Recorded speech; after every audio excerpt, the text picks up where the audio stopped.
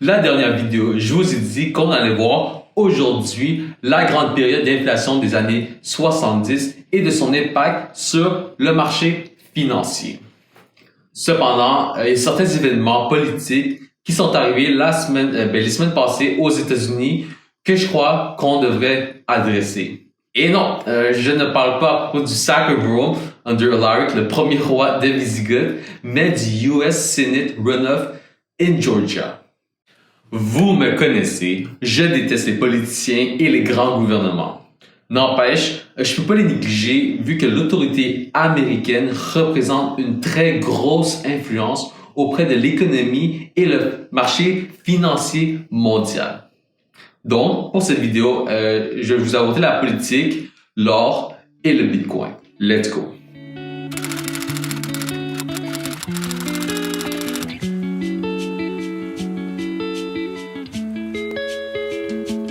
Aux États-Unis, pour qu'un projet comme donner 2000 $ en stimulus soit approuvé, il existe plusieurs étapes. La première, c'est qu'un citoyen ou un représentant propose l'idée et obtient l'appui de d'autres membres de la Chambre des représentants. Si le projet obtient assez de support, elle est présentée à tous les représentants de la Chambre.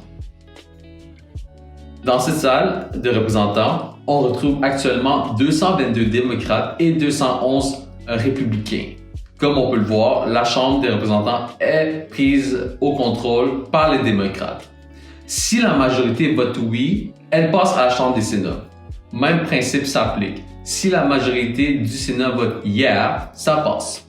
Finalement, le projet de loi est envoyé au président qui peut soit la signer ou utiliser son droit de veto.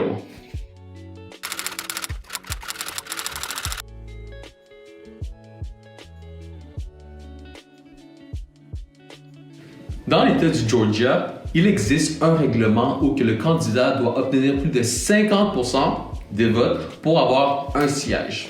Durant cette élection, il y avait 2 sièges de disponibles au Sénat dans cet État. Durant la première ronde, le républicain M.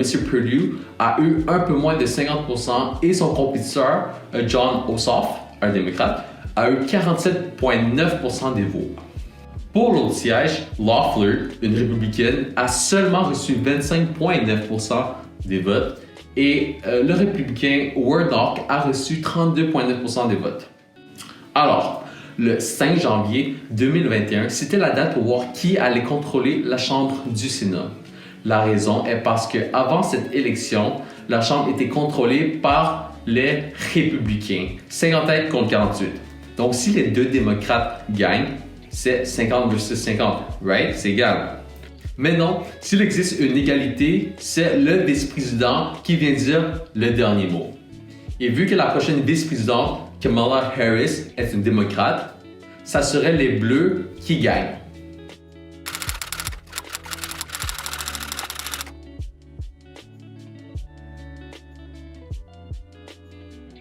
Alors, c'était quoi le résultat quand ils ont refait les élections pour obtenir le plus que 50%?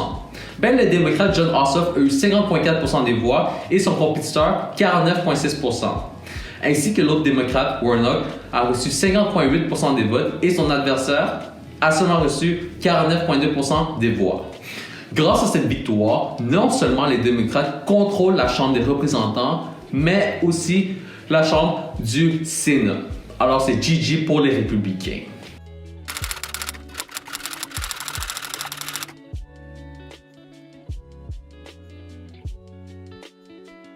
Maintenant que les Bleus sont partout, Biden pourra facilement passer tous les projets de loi qu'il veut.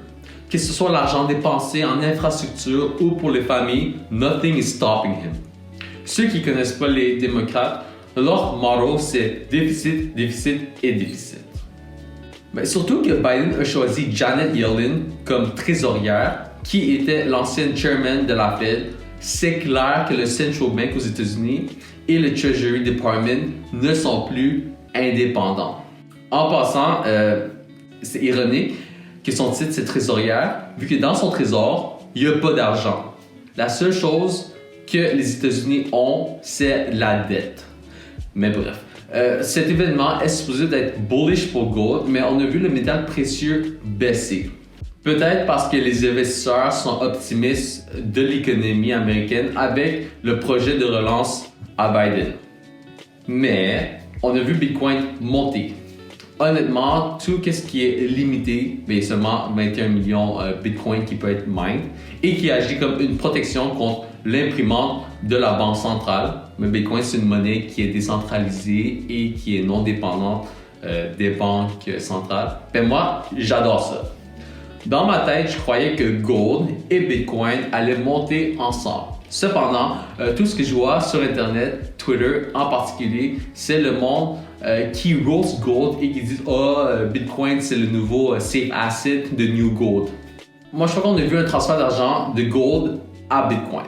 C'est rendu que partout, on parle de Bitcoin, Bitcoin, Bitcoin et qu'on néglige l'or. Pour moi, c'est un indicateur que Bitcoin commence à être overpriced et Gold undervalued. À un moment donné, ça va s'inverser. La question, c'est quand.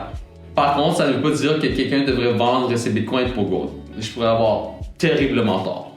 Donc, vu que j'étudie en accounting, je crois que pour les prochaines vidéos, à travers les chiffres, je vais vous montrer comment on différencie une compagnie qui est undervalued ou overvalued.